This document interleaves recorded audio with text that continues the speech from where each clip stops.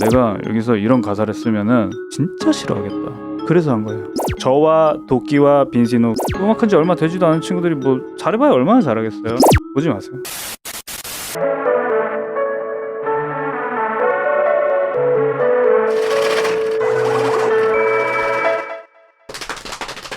데뷔 21년차 힙합계 대박! 저기 2024년 2004년이라고 박화연님 오셨습니다.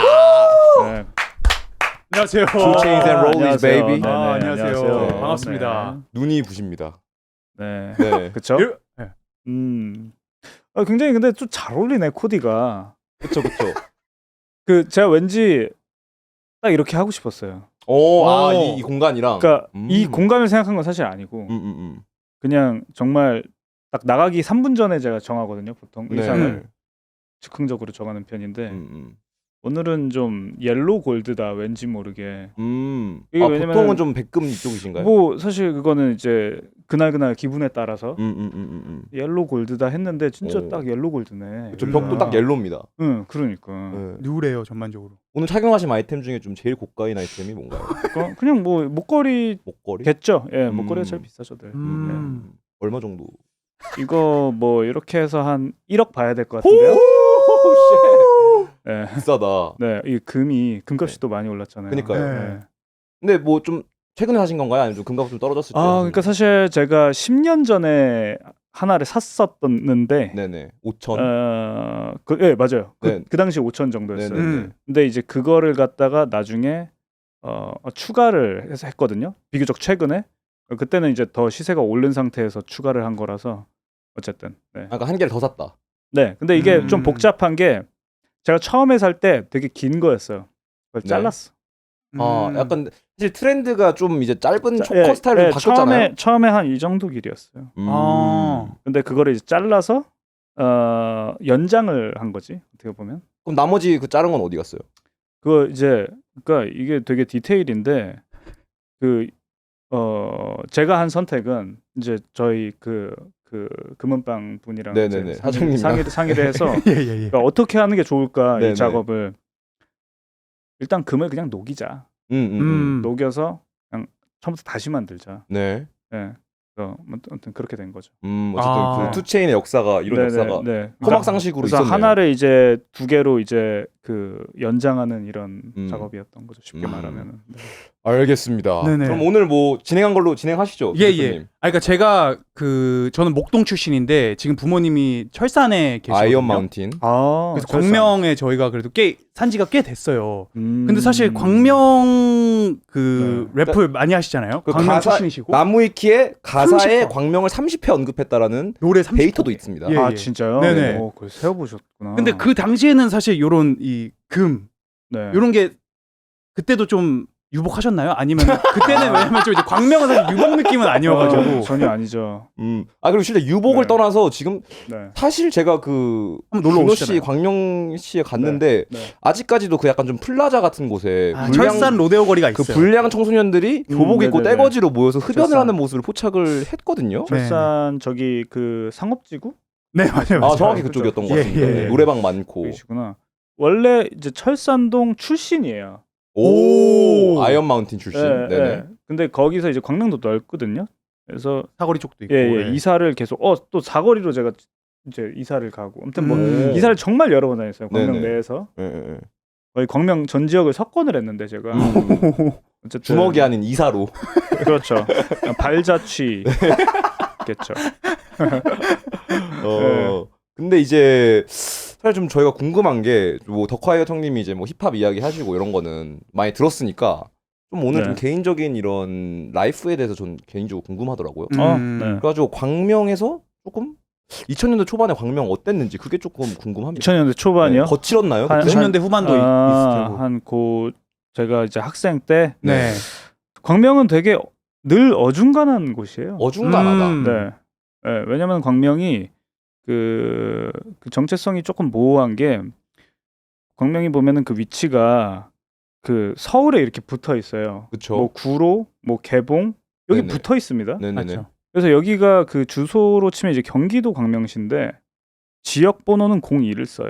예. 예, 그게 되게 독특한 지점일 것 같아요, 제 생각에. 음. 그러니까 그 말인즉 애매하다. 애매하다. 이도 저도 아닌 그 애매한 스탠스가 있어요. 그러니까 광명 사람들은 자기가 경기도민이라고 생각함과 동시에 서울 사람이라고 생각해요. 아하, 이거 팩트인가요? 저는 거기 출신은 아니어서 잘은 모르지만 네. 그쵸. 그게 좀 전반적인 색깔이죠. 예. 왜냐면은 진짜 약간 구로에 그냥- 좀 편승하려는 노력이 있다. 편승까지는 그냥 몇 걸음 걸어가면 이제 서울이 어서 오십시오 서울 뭐 이게 나오니까 예. 여기에 대한 그 어떤 이질감이나 거리감이 없어요. 그러다 보니까 네네. 그런 좀 획기적인 게 좀 없고 늘 그냥 애중간해요. 애중간하다. 네. 리드. 네. 리드하다. 네네. 약간 좀 싱겁다. 그렇게도 볼 수 있어요. 그래서 이제 어쨌든 거치냐고 물어보시잖아요. 네네네. 그렇다 보니까 제가 보기에 되게 안 거친 편이에요. 안 거칠다. 예. 왜냐면은 조금 더 이제 저쪽으로 좀 더 웨스트로 가거나 웨스트사이드로 가면? 좀 더 북쪽으로 가면 친구들이 거칠어지거든요. 그거 확실히. 뭐 인천 이쪽인가요? 그렇게 되면? 그렇죠. 저희로 치면 이제 광명 옆으로 쭉 가면은 이제 부천 이제 이게 그라데이션처럼 이렇게 되더라고요. 네, 확실히. 가면 갈수록 더 네네. 거칠어지는. 부천에서 인천 이렇게 가는데 이름만 들어도 사실은 사지가 떨리는 네. 지역들이거든요. 그렇다 보니까 이제 광명 친구들은 사실 그쪽에 진출할 엄두는 못 냅니다. 그러니까 거기랑 거리를 둬요 또. 네. 그래도 서울에 약간 이런 좀 깍쟁이 바이브는 좀 가져간다. 그래도 약간 우리는 그거보다는 또 세련된 사람들이야라는 인식이 있는데 잘 살고 그래도. 근데 또 이게 아닌 거야. 근데 또 서울은 또 아니야. 서울이 아니잖아요. 네, 그러니까 이게 애매한 거예요. 그러니까 약간 이것도 촌은 촌인데 리얼 촌이 아닌 거죠. 아하. 그리고 도시는 도시인데 리얼 도시가 아니고 그런 애매한 곳이죠. 그래서 네, 말씀하세요. 그래서 저는 그게 또 어떻게 연결이 된다고 생각을 하는 게 네. 여기서 연결을 한다. 사실 네. 그 유학생들도 있잖아요. 그럼 네. 거기에 피라미드가 있어요. 가장 잘 사는 유학생들. 네. 그리고 이제 유학생 무리에는 꼈지만 사실은 중상위권인 거죠. 그러니까 중상위층인 거죠. 이거 유학생들 안에서. 그치. 그러니까 네네. 유학 그리고 그러니까 여기 어떻게 보면 광명인 거야. 여기는 압구정이고 그 유학생인데 이제 유학은 할 정도는 이제 괜찮아. 근데 또 벌라웃은 못하는 수준의 애들이 있단 말이야. 그러면은 이 부류의 사람들이 허슬 멘탈리티가 굉장히 세요. 왜냐면은 허슬로 연결이. 나는 저기를 보고 내가 어울리는 건 여긴데 또 밑에는 여긴 또 나는 어울리기 싫은 거야. 그러니까 여기서 선택을 해야 되는 거지. 내가 그냥 더블다운해서 인천으로 갈 건지 아니면은 압구정을 누르러 보고 내가 허슬을 할 건지에 대해 그 고민사에 이제 나오거든요. 그래서 저는 그걸 느끼면서 이제 뭐 광명은 아니었지만 저도 이제 중상위층에서 이제 다른 유학생들 돈 많이 이런 거 보면서 내가 돈을 개 벌어야겠다. 동기부여가 많이 되셨구나. 동기부여가 많이 됐어요. 근데 왜 유튜브 하고 계신 겁니까? 저도 어쩌다 보니 여기까지 왔는데 뭐 그거는 네네. 그래서 아무튼 그래서 되게 그 지금의 어떠한 그런 허슬. 그게 근데 사실 그거는 또 조금 묘하게 다른 얘기인 것 같은 게 네네. 근데 사실 그 말씀에는 너무 동의를 하는데 문제는 우리 동네 옆이 만약에 강남이었으면 정말 말씀하신 게 맞아요. 바로 길 건너면 강남인데 우리도 저렇게 돼야지. 근데 저희 옆이 개봉동이랑 구로잖아요. 강남은 또 아니다. 그러니까 이게 강남이랑 또 거리가 있어요. 그러니까 그런 어떻게 보면 우리가 진짜 그 생각하는 서울의 노른자와는 정말 그 물리적으로 혹은 아니면 여러모로 이게 또 괴리가 굉장히 크다 보니까 그런 생각까지는 못하고 그래서 제가 아까 그 되게 그 애매하다라고 말씀드린 것 중에 하나가 그걸 포함하고 있는 거예요 사실. 그러니까 광명 친구들은 그러니까 오히려 그냥 그 상태 그냥 그 현상 유지라고 해야 될까요? 왜냐면 광명이 되게 살기가 좋은 곳이기 때문에 좋아요. 그냥 거기에 좀 머물려고 하는 그런 조금 오히려 습성이 있습니다. 안티 허슬을 한다. 그래서 제가 오히려 광명에서 보지 못한 건 그런 패기였던 것 같아요. 오히려. 네. 오히려 저도 어떻게 보면은 이제 거기에 영향을 받은 사람일 수도 있죠. 저도 사실 꿈이 크지 않았거든요. 그냥 되게 소박한 학생이었고 청년이었는데 근데 이제 힙합을 좋아하고 하게 되면서 이제 조금씩 어떻게 보면 이제 발생의 전환이. 네, 저의 어떤 길을 개척해 나가는 이런 과정이었던 것 같아요. 오히려 힙합이 좀 패기를 불어줬네요. 저한테는 되게 중요했어요, 그게. 릭로스의 목걸이를 보면서. 그 시절로 치면 이제 릭로스 조금 전이죠. 그러니까 그게 한 뭐 한 2000년대 초반이라고 치면 제가 그 가장 그 먼저 들은 음악은 이제 퍼프데디. 예. 이제는 입에 올릴 수 문제의 없는 인물, 예, 문제의 인물.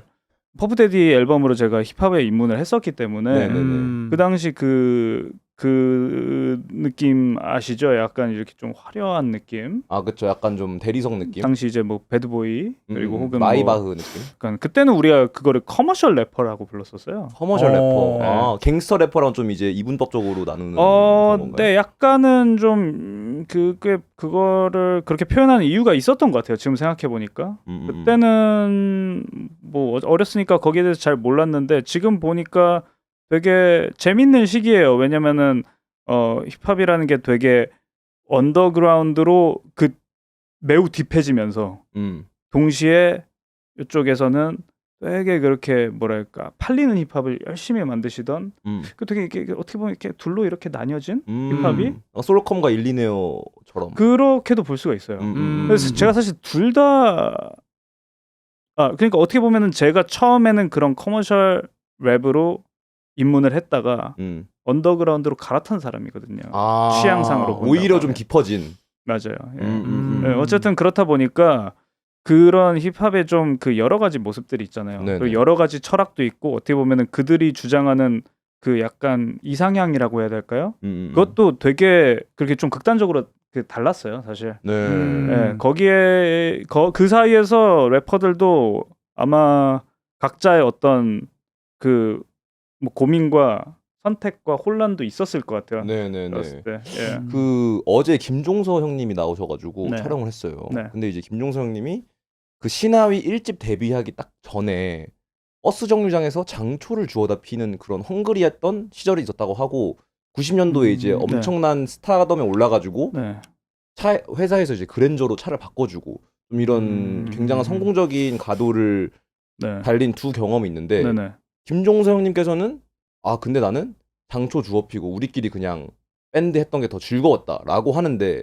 덕큐 형님은 좀 어떠셨을지가 궁금합니다. 왜냐면 솔컴 시절에는 아무래도 좀 가난하지 않았나. 그렇죠. 힙합인들이. 맞죠. 그리고 그리고 그거에 대비해서 뭐 일리네요. 쇼미더머니 이럴 때는 어쨌든 뭐 벤틀리 컨티넨탈 GT도 출고하시고 상당한 재력이 오셨는데 좀 지금 이제 되돌아보시면은 어떤 때가 더 행복했던 것 같은지 그게 궁금합니다. 그걸 이제 비교로 비교를 하자면 돈 있는 게 훨랐죠. 저도 이게 맞는 것 같아요. 종서 형님 너무 로맨틱. 너무 로맨틱. 근데 그것도 참 생각해 볼 만한 그 부분인 것 같은 게 그래도 옛날 생각을 하면 또 정말 우리가 소위 말하는 낭만 있잖아요. 음유시인스트.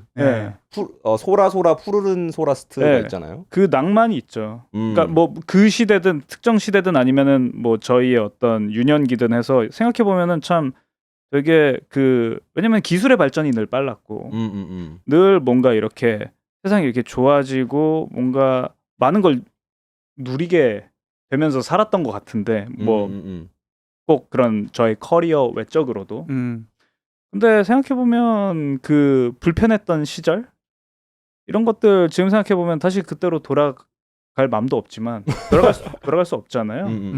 그래서 더 또 아름답게 남아있는 것 같아요. 좀 미화가 된다. 그러니까 어떻게 보면은 그런 어떤 풍경 그런 거 저도 이해되거든요. 그러니까 말씀하신 그런 약간 옛날의 그런 분위기 홍대 분위기 거리에서 랩을 뱉던 음유 시인들 바이브가 있잖아요. 베터 댄 예스터웨이 이런 거. 그때 물론 지금과는 조금 많이 달랐겠죠. 정말 그런 방금 말씀하신 그런 컬처부터 해서 전체적으로 순수했죠. 순수했죠. 네네네.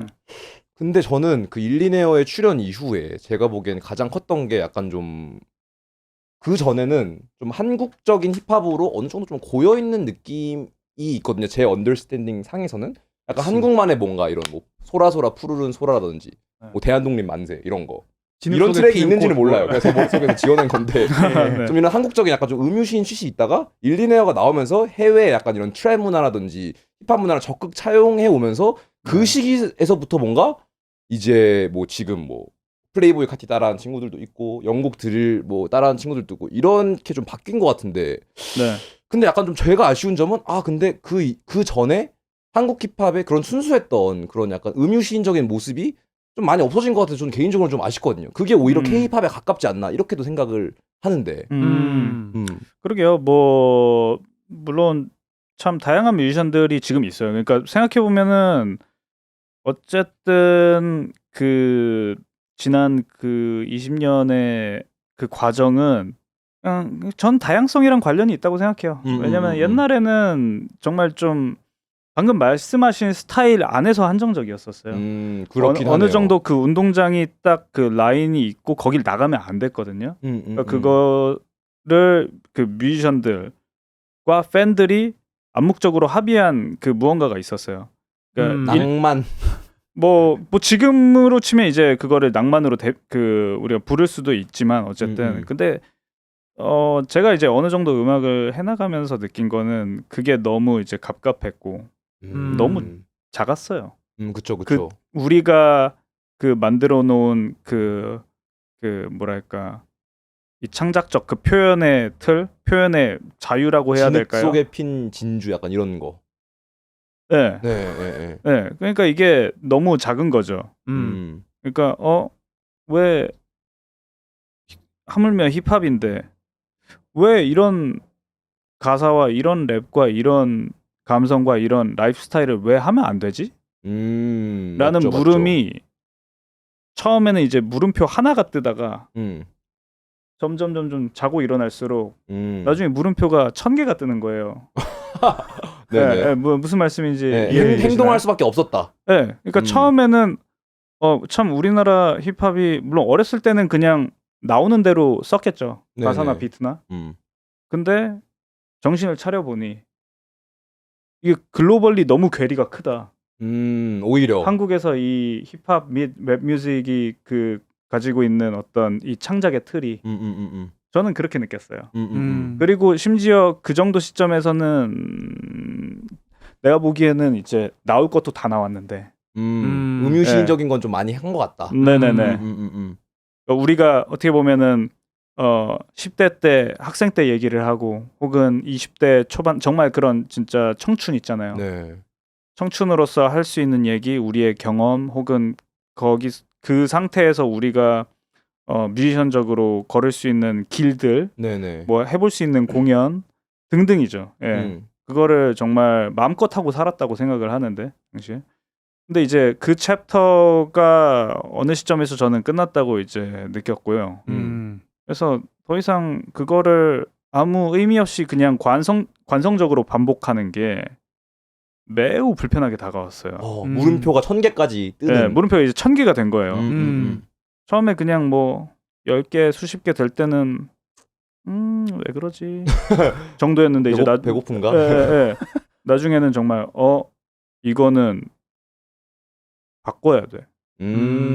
같은 그런. 근데 그 바꿔야 되는 거에서 약간 좀 표현적으로 어쨌든 표현을 제가 굉장히 중요시하는 걸로 알고 있는데 표현적으로 뭔가 나는 이런 음유시인 거 말고 다른 표현도 하고 싶은데 이 풀이 너무 작아서 아니면 사람들의 어떠한 이미지가 너무 한정적이어서 내가 그걸 못하네 요거만 있었는지 아니면은 이거 언더그라운드 맨날 하니까 돈도 안 되고 누구는 벤틀리 사고 벤츠 사는데 나도 좀 대중적인 음악 아니면은 돈 되는 음악을 좀 더 해보고 싶다 이런 대중적인 성공을 좀 이루고 싶다 요런 것도 조금 거기에 들어가 있었나요? 근데 지금 그렇게 두 가지를 나눠서 말씀하셨잖아요. 근데 이게 후자가 성립이 안 되는 게 그 당시에 제가 지금 말씀드리는 게 한 2011년 정도를 말씀드리는 건데 그때 그 한국에서 돈이 되는 음악 그 랩이 랩으로 만들 수 있는 그게 어떤 스타일이었냐면은 오히려 약간 그 좀 발라드적인 감성을 섞어서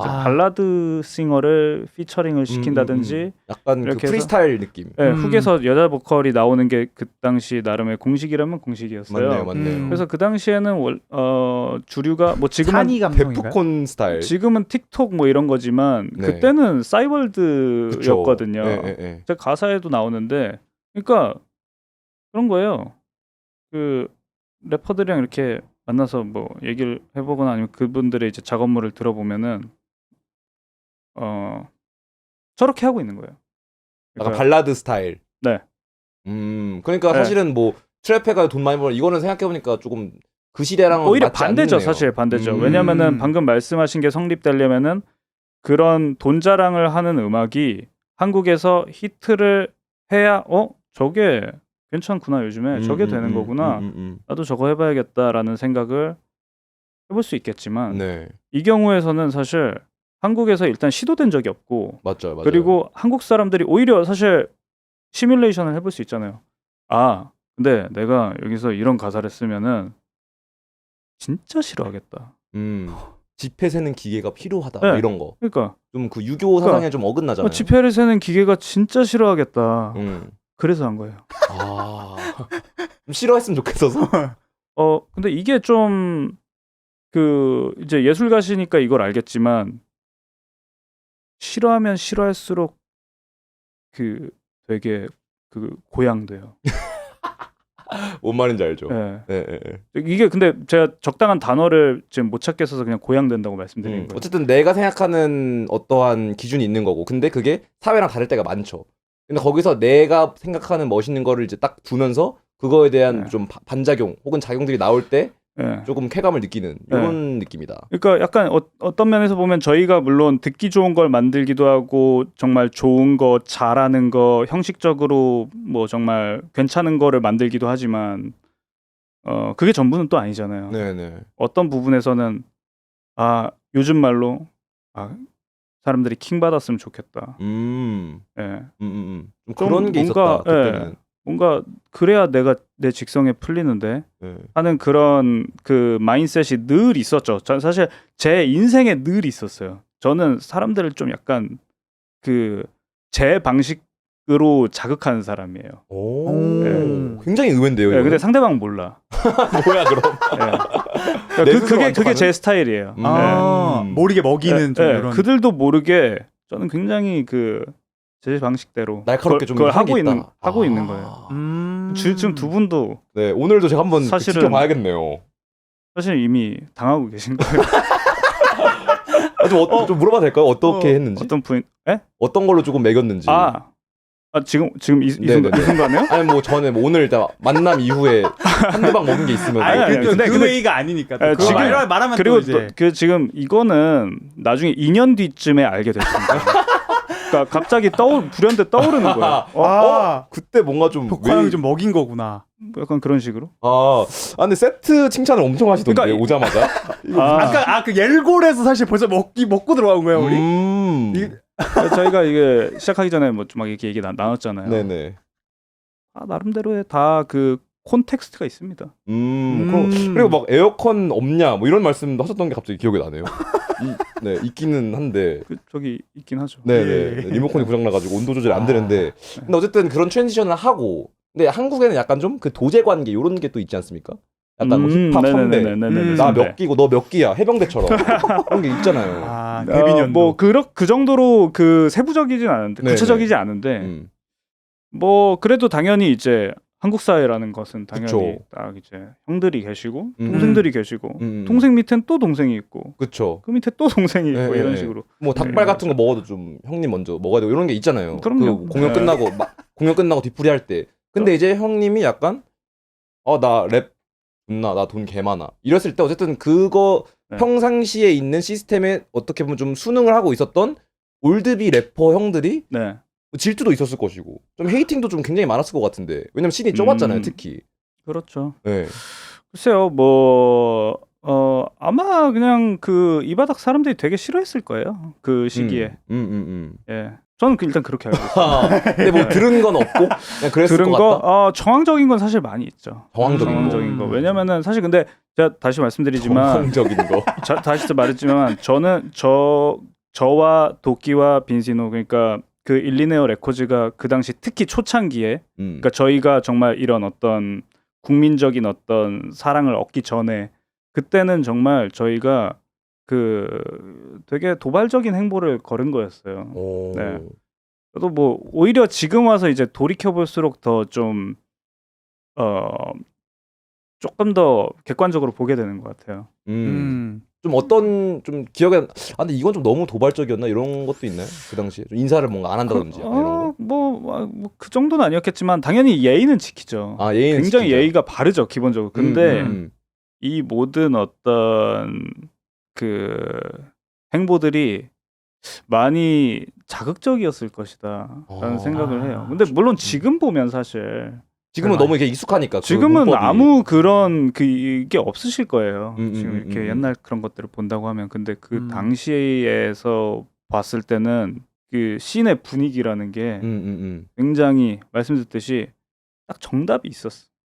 그 래퍼가 할 수 있는 그 뭐랄까 이 행위에 어느 정도의 딱 그 답이 있었어요. 네, 약간 뜨거운 열정 이런 거. 그거를 살짝 벗어나면 공격을 받는.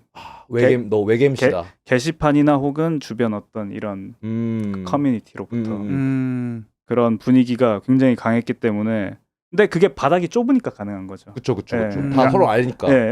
근데 이게 그룹이 어쨌든 3명이잖아요. 더 콰이엇, 도끼, 빈지노 이렇게 있는데 그룹이면은 아무래도 의견이 매번 일치하지는 않을 거란 말이죠. 근데 그 안에서 뭔가 이건 좀 너무 도발적이지 않아? 가사 이런 분이 있었다면 누구였을지가 더 궁금하네요. 근데 그런 거에 대해서 별로 그 큰 자기 검열을 아마 물론 뭐 각자 개인적인 차원에서 사실 아티스트가 자기 뭐 이거 하면서 뭐 생각은 많이 하겠지만 뭐 저희끼리 그런 거는 없었던 것 같고 확신이 있었네요. 그래도 좀 신기했던 거는 서로 거기에 대해서 상의를 안 하는데도 뭔가 정말 그 한마음 한뜻으로 그 무브먼트를 행하고 있었지 않았을까라는 생각을 지금은 해보죠. 이제 그 앞서 다가올 힙합의 뭔가 좀 미래에 대한 에너지를 좀 느낀 거네요.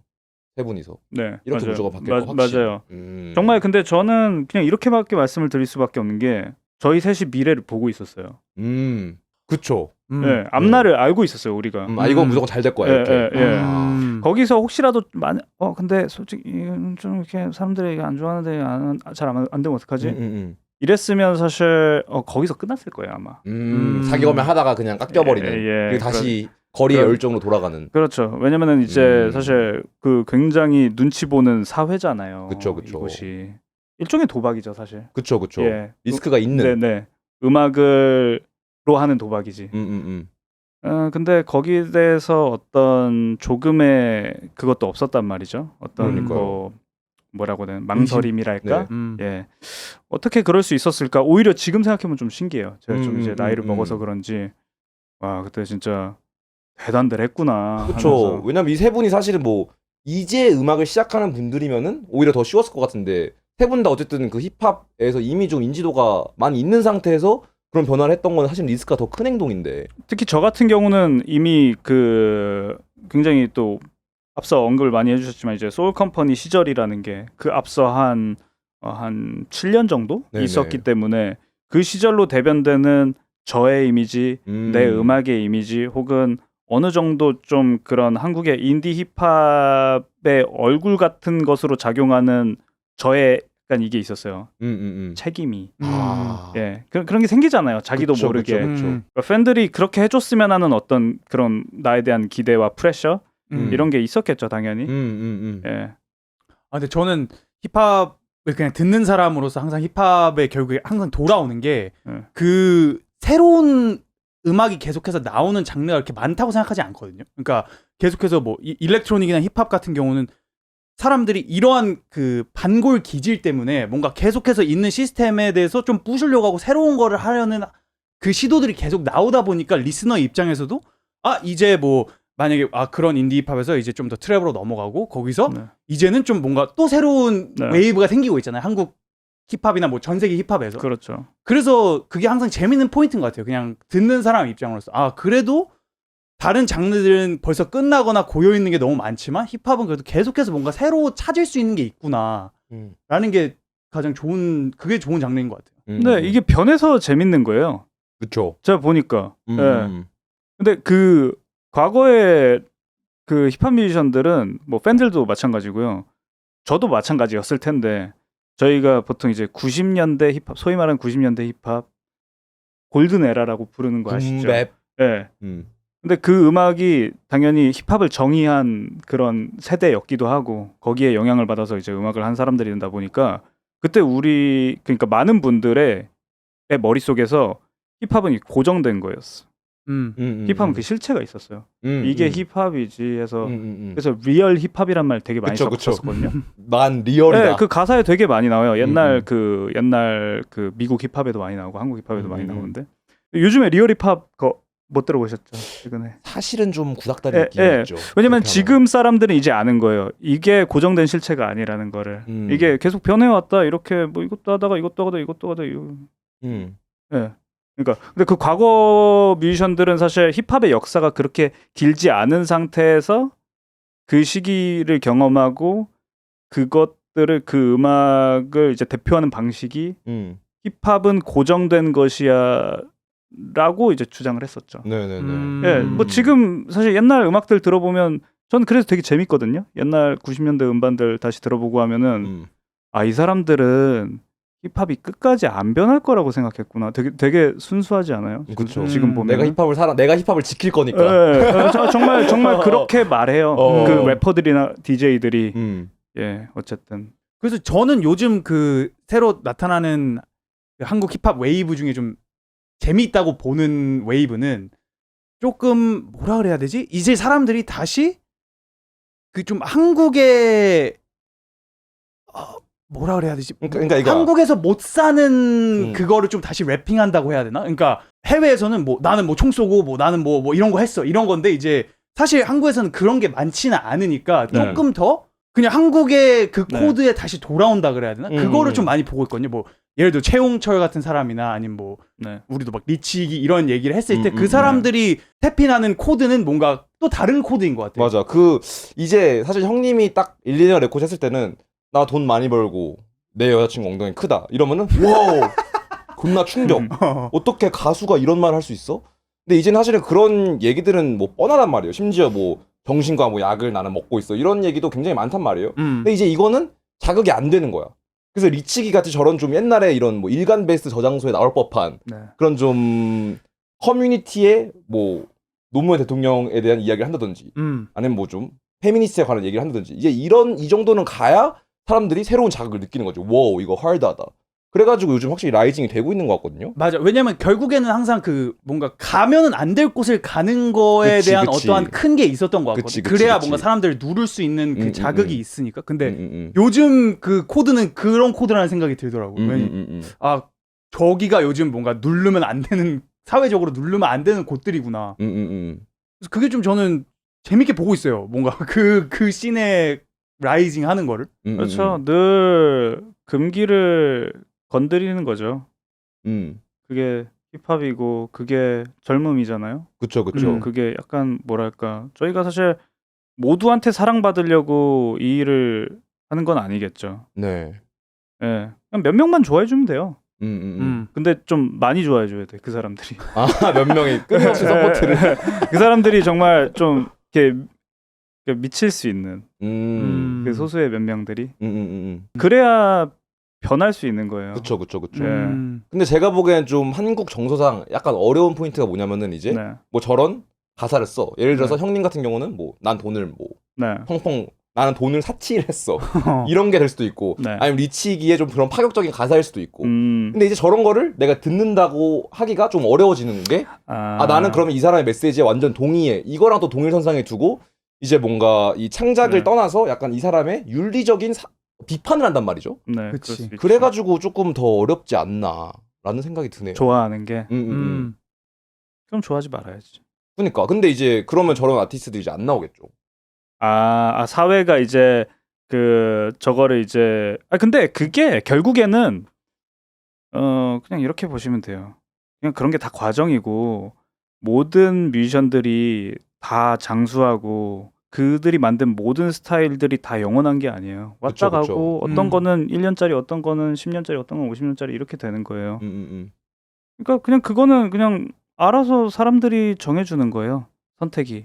선택해주는 거고 세상이 그냥 결정해주는 거예요. 그래서 그거를 글쎄요. 그거는 그냥 본인이 하고 싶은 걸 할 뿐인 거고 아티스트들은 거기에 대한 뭐 나름의 어떤 사랑이 있든 소신이 있든 아니면 그게 없으면 스타일을 바꾸겠죠.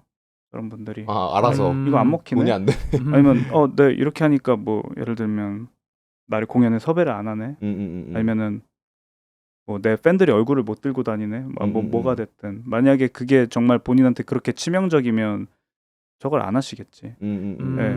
근데 이제 저게 저분의 어떤 정말 리얼 종교적 신념이에요. 만약에 저 음악을 하는 게 그 정도까지인가? 네, 만약에 네네네. 그렇다면 진심으로 나한테 이게 세상에서 제일 중요한데 라면 그 독고다이 길을 걸으시겠죠. 그러면은 그냥 거기에 맞는 판단을 받으시면 되는 거예요. 그리고 그 음악의 어떤 시장성과 방금 말씀하신 왜냐면 그거는 시장이 결정하는 거기 때문에. 그렇죠. 네, 왜냐면은 사실 저분이 한 달에 5만 원도 못 벌어도 본인이 그냥 회사 다니시면서 하셔도 돼요, 저거. 계속.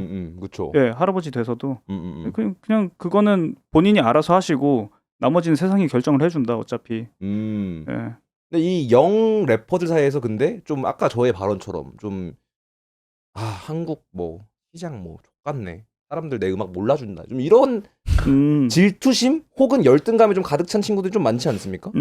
뭐 근데 그 대부분은 이제 당연히 바깥에서 이제 이유를 찾으려고 하죠. 대부분. 그게 당연한 거죠. 네, 그건 래퍼들뿐만 아니라 뭐 다 그러잖아요. 근데 맞아요. 덕큐 네. 형님은 제가 인터뷰 본 바에 의해서는 예. 어렸을 때부터 내 감정과 내 호르몬을 관찰하는 연습을 했다라고 알고 있거든요. 어디에 그런 게 나와요? 그거 나무위키? 나무위키에 나와 있습니다. 아 진짜요? 네네. 뭐 약간 과장이 있긴 한데 네. 어느 정도는 맞는 말인 것 같아요. 남을 좀 관찰하고. 거기에 잘 몰두를 안 했던 것 같아요. 어떤 상황에 있어서. 그래서 어떤 상황이 벌어져도 거기에 막 매료돼서 막 이렇게 날뛰기보다는 거기에 날뛰는 아이들을 보면서 저렇게 반응하는군. 그게 약간 좀 근데 붓다 바이브 아닙니까? 뭐 다이아 붓다 이런 거 아닙니까? 그럴 수도 있죠. 그런 종류의 사람인 거죠 기본적으로. 근데 뭐 실제적으로 뭔가 이런 명상이나 이런 스피리추얼리티에 대한 관심은 크게 없으시고. 있죠. 예, 있죠. 그러니까 그게 이제 그거를 제가 그렇게 살아왔는데 그거를 말로 뭐라고 표현해야 될지는 몰랐어요. 이 현상을. 어렸을 때부터 예. 내가 느꼈던 그런 네. 것을. 왜냐면 오호. 저는 또 종교도 없거든요. 네네. 예. 그러니까 종교가 있는 사람들은 그걸 이제 어떤 뭐 신의 영역이나 좀 그런 어떤 종교적인 해석으로? 기도 혹은 네네. 네, 그런 것들을 동원해서 이제 해석을 할 수 있을 텐데 저는 사실 그거를 해석할 수 있는 방법은 없었어요. 당시에. 네네. 그러니까 예를 들면 그거를 알아내는 방법 중에 하나가 또 명상이죠. 그쵸. 예. 그거를 이제 어떻게 보면은 연습이랄까 일종의 약간 뭐 연습이라고 저는 생각을 하는데 명상이라는 게. 그럼 직접 명상 좀 수행을 하시나 수련을 보네요. 좀 하시는구나. 저는 예, 명상을 하죠. 네. 좀 루틴이 어떻게 되십니까? 그렇게 정해진 건 없는데 결국에 명상이라는 게 뭐 그런 거 아닐까요? 그 어떤 몰입의 상태에서 종종 찾아오는 그 어떤 상태라고 저는 봐요. 그쵸. 행위 그 자체라기보다도. 그쵸. 근데 저는 사실 그 행위 자체에 대해서 그 공부를 해보진 않았고 그래서 유튜브에서 명상하는 법 이런 걸 쳐보진 않았어요. 뭐 가이드 이런 거. 제가 예전에 그 넷플릭스에 그 무슨 명상 헤드스페이스. 맞아. 네네네. 제가 그걸 틀어봤어요. 명상을 한번 배워볼까 해서 틀어봤는데 너무 안 맞더라고요. 그러니까 너무 느려. 일단 그쵸. 너무 뭐뭐 해서 너무 평온하게 막 말씀을 하시겠는데 잘 들어오지도 않고 저기 딱 뜨네요. 근데 덕큐 형이 좀 명상적인 목소리가 있어가지고 이런 명상 가이드 영상 같은 거 잘하실 것 나오면은 같은데? 잘하실 것 같아요. 돈 나오는 명상 이런 거. 네. 금색 뭐 네, 롤렉스. 돈 많이 주시면 가서 합니다. 말씀을 마저 드리면은 네. 그래서 제가 이제 저걸 보고 명상은 재미가 없네 라고 하고 그냥 관심을 끊었는데 그냥 문득 제가 강아지 키우거든요. 네네. 그래서 이제 강아지 산책을 제가 새벽에 하는데 강아지 산책을 하다가 그 어두컴컴한 밤에 한 번씩 그런 몰입의 순간이 오더라고요. 몰입의 순간이요. 네. 좀 존에 좀 빠져드는. 네, 맞아요. 그 강아지 혹시 강아지 키우세요? 이 친구는 부모님 그렇죠. 네. 강아지 산책을 많이 하다 보면은 정말 그 뭐랄까 내가 강아지가 된 것 같은 그런 오, 몰입이 와요. 호전몽처럼. 혹시 그럼 운전하세요? 자동차 운전? 없습니다. 뭐로 예를 들어야 되지? 그래도 운전하면 이제 공감대가 그 벤틀리 컨티넨탈 GT와 내가 한 몸이 된 것 같은 그런 그림이. 그러니까 그 말씀을 드리려고 했던 거예요. 네, 왜냐면은 네. 운전을 하다 보면은 가끔씩 그 내가 차인 것 같고 차가 나인 것 같은 그런 어떤 일체감, 거기서 오는 몰입, 그리고 거기서 오는 어떤 새로운 사고가 갑자기 열리는 그런 느낌이 있거든요. 그러니까 내 안에 내 바깥으로의 확장 좀 이런 거. 네, 이거 랩도 똑같아요. 저는 그 랩 녹음하면서 딴 생각하거든요. 그러니까 랩에 집중을 함과 동시에 거기에 몰입을 하게 돼 있기 때문에 몰입을 해 있기 때문에 뭔가 어떤 내가 가지고 있었던 어떤 고민이나 이거에 대해서 동시에 이렇게 생각을 하게 되는 거죠. 뭔 말인지 알 것 같아. 뭔 말인지 알 것 같아. 이중적인 그 뭔가가 발동이 돼요. 근데 이거를 사실 말로 표현하기가 되게 어려운데 저는 이걸 많이 찾아보지도 않았고 근데 그냥 저는 그냥 몰입인 것 같아요. 키워드는. 그러니까 사람이 그 정도로 집중을 했을 때 어떤 그 평온함과 어떤 굉장히 그 다각도적인 그 사고력이 열린다. 이거 오락할 때도 열릴 수, 게임할 때도 열릴 수 있죠. 예. 그래서 이제 저는 좀 그런 식으로 그 활용하는 편이에요. 그러니까 명상을 딱 이렇게 이런 데 앉아서 부처님 마냥 요러고 하지는 않고 강아지 산책하시면서 예, 보통. 강아지 산책 혹은 제가 스플래툰이라는 게임을 하는데 알죠. 그 페인트 쏘는 게임 아닙니까? 네. 예. 그것도 저한테는 명상이에요. 그 3분짜리 한 게임당 3분 동안 색칠하고 다니는 거거든요. 좀 귀엽네요. 네. 저거 엄청 집중하게 해야 되거든요. 저 게임할 때. 네네네. 그 방심하는 순간 그냥 가버리는 게임이에요. 저거. 네네. 그러면은 저 순간 진짜 저기 이게 빠져들거든요. 네네네. 초집중. 저 캐릭터와 나의 구분이 흐려지는 그 순간. 그렇죠. 그러니까 그 정도의 이제 몰입이 딱 그래서 저한테 저게 몰입 그 트리거 중에 하나인데 저거 딱 키면 트리거. 예, 저거 하면서 그 한 몇십 분이든 뭐 1시간이든 이렇게 뇌가 도는 게 느껴지죠. 저거를 제가 언제 많이 했냐면은 저번에 가장 제 최근 앨범인 그 럭셔리 플로우를 작업할 때 럭셔리 그 플로우. 집중력을 유지하기 위해서 저 게임을 항상 하고 있어. 오히려 집중력을 위해서 게임을 한다. 네. 일어나면 하고 작업하고 끝나면 다시 하고. 그 게임 그냥 하고 싶어서 그런 건 아니에요? 그것도 있죠, 솔직히. 재미가 있으니까 하죠. 재미없는 걸 하겠습니다. 근데 어쨌든 그게 연결이 돼 있는 거예요. 여기서 좀 한마디만 더 드릴게요. 저 게임과의 관련을 솔직히 발견을 해서 그런데. 이거 좋은데? 제가 그래서 게임을 그 의무적으로 좀 하는 편인데. 오케이. 제가 처음 이걸 알게 된 게 뭐였냐면은 그 게임을 한동안 안 하고 살았었어요. 네네. 초딩 때 당연히 게임 열심히 하다가 이제 막 학생 되고 나서 이제 음악을 시작하고 나서는 제가 그런 거에 대한 관심이 다 없어지더라고요. 게임, 뭐 만화책. 그래가지고 그냥 음악만 하고 살았어요. 그 이후로 한 10수년 동안. 그러고 나서 제가 어느 정도 이제 성공한 다음에 다시 막 그 옛날 것들이 그리워지면서 제가 다시 막 만화책을 보고 드래곤볼을 다시 읽고 그러고 있었거든요. 네네. 드래곤볼 피규어를 사고 막 이러면서. 메리어트 호텔에서. 네, 맞아요. 네.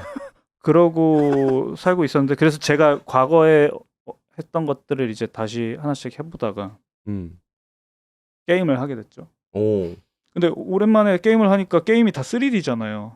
그쵸. 전에는 좀 무슨 게임 거의 2D 때까지 했던 거예요. 포트리스 이런 거. 예, 맞아요. 포트리스 진짜 좋아하긴 했어요. 물론 뭐 스타크래프트 뭐 당연하죠. 클래식이죠. 네. 어쨌든 제가 오랜만에 딱 이제 플레이스테이션 4를 사서 게임을 해보니까 그래픽도 너무 좋고 너무 화려하고 액션성이 너무 좋은 거예요. 제가 못 따라가는 거죠. 이 액션을. 너무 어려운 거지 게임들이. 그러다가 제가 호라이즌 제로 던이라는 게임을 하게 됐어요. 알죠. 해보셨어요 혹시? 뭔진 알아요. 어쨌든 그 게임이 이제 그렇게 난이도가 높은 게임은 아닐 거예요. 근데 저게 이제 활을 쏴야 돼요. 네. 저 이제 메카 공룡한테. 네, 주인공으로 이제 메카 공룡을 잡고 다녀야 돼요. 저렇게 저렇게 맞짱을 계속 떠야 되거든요. 근데 포트리스 하다가 이거 보면은 딴 세상이겠는데요? 그 말씀을 드리는 거예요. 그래서 제가 너무 이게 신기한 거예요. 근데 너무 어렵지 나한테는. 그래서 제 손과 머리가 안 따라주더라고요. 손과 머리가 안 따라주는데 그래도 재밌으니까 계속했어요. 저거를 네네. 한 2-3달 정도를. 음. 근데 제가 어느 날 딱 그걸 발견했어요. 저기 이제 그 챕터 중에 저 메카 공룡인데 새 날아다니는 친구들을 여러 마리 잡아야 되는 미션이 있더라고요. 오. 너무 어려운 거예요. 날아다니니까. 육지도 어려운데. 네, 잘 맞지도 않아요, 활이. 네네. 그리고 너무 이제 패드 조작을 진짜 빡세게 해야 되는 거예요. 근데 제가 그거를 어떻게 이제 클리어를 하는 날이 있었는데 네. 그날 깨달았어요, 제가. 뭐를요? 저기 완전히 빠져 있다는 거를. 오케이. 완전 몰입한 거죠. 그 새를 막 겁나 열심히 잡고 있는 거예요. 그러니까 약간 내가 이런 액션이 이제 되네. 그러니까 이 집중력과 이 손과 어떤 이 반응 속도 같은 거 있잖아요. 뿌듯함이 좀 있었다. 와, 이게 내가 이게 이제 여기에 되는구나. 근데 그리고 제가 녹음할 게 있어서 랩을 했거든요. 네. 엄청 잘 되는 거예요. 오. 그러니까 약간 슬로우 모션으로 비트가 들리는 거예요. 아, 리밀리스 필처럼. 네. 그 스네어 쪼개지는 게 다 계산 64분의 1까지 계산이 돼. 제가 그 디테일한 리듬감을 되게 중요하게 생각하는 사람이라. 네네네. 저한테는 되게 이 드럼과 이 비트와 내가 어떻게 이렇게 타이밍을 미세하게 맞출 것이냐를 늘 고민하는데. 근데 저거를 해보고 딱 깨달았어요. 예.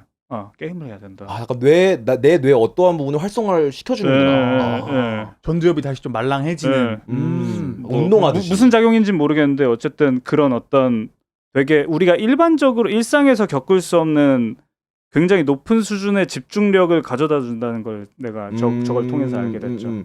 그 실제로 우리가 옛날에 얘기했던 것 중에 연구 결과 중에 게임을 하는 외과 의사들의 수술 실패율이 현저히 낮다라는 연구 결과가 있었잖아요, 그때. 그렇지. 왜냐면 이제 특히 이 조이스틱을 하는 그 조이스틱을 쓰는 연구 결과가 훨씬 컸어. 그러니까 컴퓨터보다도 이거는 그 굉장히 프리사이스하게 정밀하게 손가락을 이렇게 막 움직여야 되고 왼쪽 오른쪽 이렇게 다르기 그거 때문에 자체가 손재주잖아요, 사실. 그렇죠, 예. 그렇죠. 그리고 되게 저도 그래서 더 고차원적인 액션 게임은 못 해요. 제 손과 머리가 안 따라줘서. 네네. 근데 저 정도까지는 그래도 가능했다. 확실히 좀 협응근과 뇌의 어떠한 연결이 있기는 한가 봅니다. 그게 그 핸드 아이 코디네이션이라고 하잖아요. 그러니까 네네. 보통 이제 이게 손 이거랑 그거를 연결시켜주는 그 뇌의 어떠한 그런 시그널들이 있는데 그거를 네네. 계속해서 빠르게 더 훈련을 시키는 거지. 맞아요. 그렇다 보니까 이게 더 빠르게 뭔가 계산이 더 빨라진다. 뭐 지금 사진 뭐 저런 거 띄워주시지만, 그러니까 일종의 어떤 우리가 많이 간과하고 있는 게 랩이 얼마나 스포츠랑 비슷한가에 대해서 간과하고 있는 것 같아요. 랩은 스포츠다. 네, 되게 그 미세한 뭐 제가 잘은 모릅니다만 뭐 스포츠 선수들도 저런 어떤 그런 협응력이나 혹은 뭐 동체 시력이나 혹은 여러 가지 정말 그 정확한 동작과 바디 컨트롤과 그런 것들을 위해서 그 신체도 업그레이드하지만 그 뇌 활동도 굉장히 그쵸. 그 신경 쓰시면서 테니스공 잡고 떨어뜨리고 이런 거. 여러 가지 막 그런 체계적인 훈련을 하실 거잖아요. 네네. 근데 래퍼들은 그런 거 안 하더라고요. 그쵸. 술 먹고 놀죠. 그래서 게임해야 돼요. 게임을 해야 노는 거 중에 이거? 그나마. 네. 래퍼들 교과서 게임을 좀 해야 된다. 근데 뭐 갑자기 운동해서 한 얘기인데 또 농구를 굉장히 잘하시는 걸로 알고 있습니다. 뭐 잘까지는 아니지만 저의 그 학창 시절에 그래도 가장 중요한 그것 중에 하나였어요. 놀이. 포지션 좀 어느 쪽 많이 보셨나요? 저는 뭐 슈팅가드였죠? 가드라고 봐야겠죠. 저 사진이 나오네. 그건 뭔가요? 뭐죠? 제가 넘어지는 농구장에서. 뭐 앵클 브레이크 당한 건가요? 아니요, 그냥 혼자 넘어졌어요. 저 미끄러웠나 봐요, 저 때. 비가 오고 비도 안 왔어요. 그리고 왜 미끄러운지도 모르겠는데 그냥 신발 접지력도 굉장히 높아 보이는데? 그냥 넘어졌어요. 예. 자, 뭐야, 저 제목 뭐야? 그저 덕화여시 고양이 머리띠 쓰고 농구하다 넘어지는. 고양이 머리띠는 왜 쓰셨죠? 저게 그 딩고 프리스타일에 나오는 건데. 네. 정말 그 컨셉이 그거였어요. 이제 애쉬 아일랜드랑 이제 릴러 말즈가 와가지고 네. 저희 집에 와서 이상한 짓을 막 하는 거야, 계속 애들이. 그래서 우리 집에 있는 막 옷을 막 입으면서 네. 막 저런 막 이상한 그걸 하는 거죠. 코스튬을 네네네. 했어요. 네. 그걸 한 상태에서 이제 농구장을 간 거지. 그리고 넘어지기까지. 근데 또 넘어진 거야. 나왔지. 아 근데 그리고 네네네. 되게 중요한 장면이었던 게 저 장면이 없었으면 아마 저 에피소드는 그냥 통째로 날아갔을 수도 있어요. 재미가 별로 없어. 그쵸 아무래도 저게 살려서 저게 이제 피날레를 장식했거든요. 그리고 이거랑 또 연결이 되는 게 그 쇼미의 그 쇼미더머니 덕화에 아마 치면 나오는 그 선글라스 살짝 들고 입 막는 그 사진 너 보면 알 거야. 아, 근데 알지, 그게 알지. 저거. 근데 저게 사실은 재채기하는 장면이었잖아요. 그렇죠. 네. 맞아요. 아, 재채기. 재채기야, 사실 재채기는 저런 식으로 이제 편집을 한 거야. 네. 맞아요. 제가 뭐 이거는 많이 얘기를 해서 뭐 네. 길게 얘기는 안 하겠습니다만 좀 재채기를 진짜 제가 저는 감기를 걸려가지고 힘들어하고 있었어요. 근데 제가 그 덕규 형이 이거 말씀하시는 거 보니까 아까 것처럼 좀 긍정적으로 보시더라고. 재채기하길 잘했다. 왜냐면 이걸 어쨌든 아이코닉하게 뭔가 밸류가 남았으니까. 그렇죠. 그러니까 결국에는 다 우리가 그 세상을 위해서 이 일을 하고 있는 거잖아요. 오. 네. 그런 건가요? 네, 저는 그렇게 봐요. 네네네. 세상에 도움이 됐다. 저 재채기 짤은. 웃음을 주음으로써. 네, 웃음을 줬고 이렇게 그래도 이렇게 남았잖아요. 어떤 짤로서. 네네네. 그렇다는 건 그래도 기여를 한 셈이죠. 저 짤 3개. 네네네. 확실히 확실히 여유가. 리더 제작자의 마인드가 확실히 있네요. 그러니까요. 왜냐면 이거는 플레이어로는 입각하기 어려운 마인드셋이거든요. 플레이어는 왜 나의 진짜 나를 왜 이런 모습을 식으로 왜곡해? 왜곡하고 이거거든요. 근데 저도 처음에는 그래서 당황을 했어요, 진짜로. 그랬을 것 같아요. 아니 이거를 이렇게 쓴다고? 처음엔 그랬죠. 너무 컨텍스트가 다르니까. 네. 그러니까 심지어 그런 거 있잖아요. 정말 아니 아무리 그래도 사람 몸 아픈 걸 갖다가 제가 진짜 전날 심각하게 계속 저러고 있었어요. 근데 재채기를 하면서. 근데 저게 누구래 할 때 나왔던 장면이죠? 저게 제 기억에 무슨 디스 배틀 중간에 들어간 건데. 가장 맞아, 자극적인 장면에 또. 네, 저거네. G2 대 G2. 한해인 것 같은데요? 레디랑 G2예요. 저게. 레디랑 G2다. 네. 여기서 그 편집하던 분 저거 잘라가지고 어디에 쓸지 하면서 도파민 뽑으셨던 편집자분 생각하니까 이야 이해는 됩니다. 이해는 됩니다. 네. 저도 제작자의 마인드로서. 그럼요. 저거는 사실 어떻게 보면 그분들의 또 어떤 단호한 결정이죠. 단호하다. 그러니까 고민을 뭐 얼마나 해보셨는지 모르겠지만 그래도 프로그램을 위해서 하신 결정이니까 뭐 저도 존중하겠다 이 얘기죠. 저거는 셰프죠. 그러니까 맛을 낸 거죠. 사실은 그냥 뭐 원래는 그냥 재채기했을 뿐인데. 원래는 그냥 대파만 먹으면 맛 없는데 이거를 어떻게 잘 섞어서 요게 이렇게 했더니 좋은 레시피를 만든 거니까 사실 그쵸. 저는 거의 뭐 만들었다고 보는 거죠 이거는. 해피 액시던트 뭐 이런 거 아닐까요? 그분들의? 이야. 무게감이 장난 아니네요, 진짜. 아이고 뭐 좀 리더 얘기 괜찮았던 것 같은데 이어서 해보시죠. 그러면은 좀 궁금한 거는 저희가 사실 이 질문을 스윙스님한테도 했어요. 또 그 릴스가 또 바이럴이 됐습니다. 예, 그래서 또 궁금한 지드래곤 씨가 좋아요 눌렀습니다. 지드래곤 씨가 좋아요 눌렀을 수 있어요. 예. 그래서 또 덕화 형이 생각하시는 리더십은 무엇인지 연장전에서 공개됩니다. 에이스. 네.